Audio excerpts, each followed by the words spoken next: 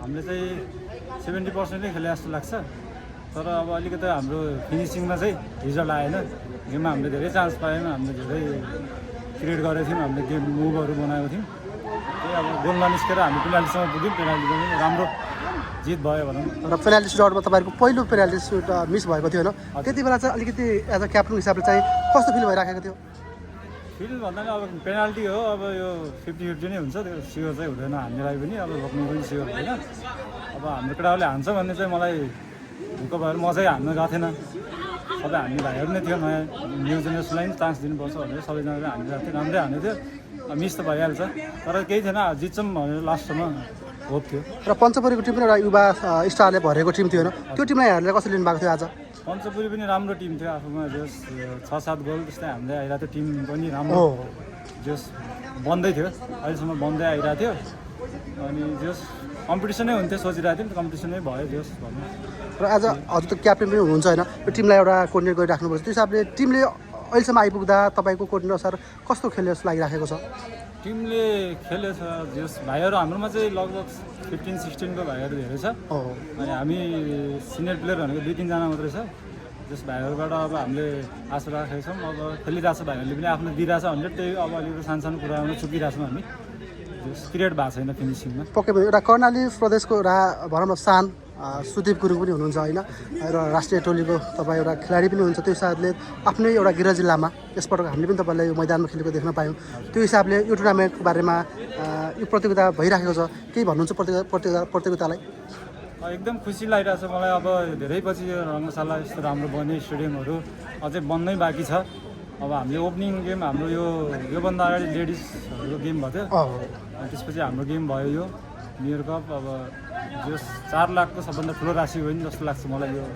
हाम्रो सुर्खेत जिल्लामा जस राम्रो गेम हो यस्तै बनाइदिइराख्नु भयो भने हाम्रो प्लेयरहरू पनि उत्पादन धेरैमा धेरै हुन्छ जस्तो लाग्छ र सुदीपजी तपाईँ पनि एउटा भनौँ न एउटा व्यावसायिक खेल खेल्दै आउनुभएको छ र पछिल्लो समयमा एउटा खेलाडीहरू विदेश पलायनको धेरै लड्को लागिरहेको छ तपाईँ सोधेर बसेर हामीले देखिरहेका छौँ यसपटक तपाईँले पनि खेल सँगसँगै एउटा खेलकुदमै जोडेर व्यवसाय पनि सुरु गर्नुभएको छ होइन त्यसलाई चाहिँ के भन्नुहुन्छ यहाँले मैले चाहिँ अब मैले पनि त्यो सोच्नुपर्ने बाध्यता भइसकेको थियो अब म पनि जान्छु अब भनेर साथीहरूसँग लागेर अब गेम पनि नहुने लगभग कति इयर्स भइसक्यो 1000 डे भन्दा बढी भइसक्यो क्या अनि अब हामी पनि जानुपर्छ भनेर सबै सल्लाह गर्थ्यो लगभग धेरैजना दाइहरू सिनियरहरू भाइहरू सबैजना गइसक्नु भयो म पनि जाने भनेर रेडी भइसकेको थिएँ तर अब यहाँ चाहिँ गर्नै पर्छ हामी पनि सबै गयो भने त अब कसले गर्छ कर्णालीबाट पनि अब खेलाडी उत्पादन गरौँ भनेर एकाडेमी पनि उत्पादन स्टार्ट गरेका छौँ 2 महिना जति भयो अब राम्रो गरौँ भनेर आफ्नै ठाउँमा र कप्तानजी जस्तो कर्णाली प्रदेशभित्र हामीले यसपटक टुर्नामेन्ट हेर्दै गर्दा यहाँले भने जस्तै अन्डर 16, 15, 17, 18 अन्डर एजका खेलाडीहरू धेरै देख्यौँ छरेका देख्यौँ प्रत्येक जिल्लामा पालिकामा हुँदो रहेछ यो हिसाबले यहाँ ती खेलाडीहरू यहाँले के भन्नुहुन्छ उहाँहरूलाई चाहिँ म के भन्न चाहन्छु भने अब फुटबलमा लाग्नु भएको छ सानैदेखि लाग्नु भएको छ अब अन्डर 14 एन्थामा एकाडेमीमा बस्नुभएको धेरैजना भाइहरू छ जब जस्तै पञ्चपुरीमै हुनुहुन्छ 2-3 जना अब अस्ति बुरातालमा हुनुहुन्थ्यो अब वीरेन्द्रमा हुनुहुन्छ यता मेलकुनामा हुनुहुन्छ बुर्बाकोट धेरै ठाउँमा हुनुहुन्छ जुम्लामा हुनुहुन्छ सबै ठाउँमा हुनुहुन्छ सबैजनाले के भन्न चाहन्छु भने अब फुटबलमा लागिसक्नु भएको छ गर्नुभएको छ भने राम्रोसँग लाग्नुहोस् गर्नुहोस् पढाइहरू सबैहरू छोडेर लाग्नु भएको हुन्छ नि त सबैजना अब अलिकति लागु औषधतिर नलागेर राम्रो तरिकाले अब माथि भिजन बनाएर राष्ट्रिय अन्तर्राष्ट्रियमा खेल्छु भनेर लाग्नुहोस् भन्नु अब तपाईँको टिम फाइनल पुगेको छ होइन अब उपाधिको नजिक हुनुहुन्छ अब जुम्ला अथवा सिम्ता आउँछ तपाईँसँग भेट त्यो हिसाबले अबको उपाधि च्याम्पियन कस्तो होला टफै हुन्छ अब फाइनल भनेको फाइनलै हुन्छ जस्तो टिम आए पनि तर अब जुम्ला र सिम्ता पनि राम्रै छ अब हेरौँ अब बेलुका यहाँ दर्शकको पनि धेरै होइन आगमन भएको देखियो आज अस्ति जुम्ला पनि आउनुभएको त्यो हिसाबले यहाँले भने जस्तै फाइनलै हो दर्शकलाई चाहिँ यहाँले अब अन्त्यमा चाहिँ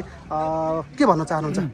दर्शकलाई चाहिँ अब अहिलेसम्मको लागि थ्याङ्क यू सो मच भन्न चाहन्छु यसरी आइदिनु भएको छ सपोर्ट गरिदिनु भएको छ फाइनलमा पनि आएर यसरी सपोर्ट गरिदिनु होला आफ्नो होम ग्राउन्डमा होम टिमलाई त्यही भन्छ थ्याङ्क यू सो मच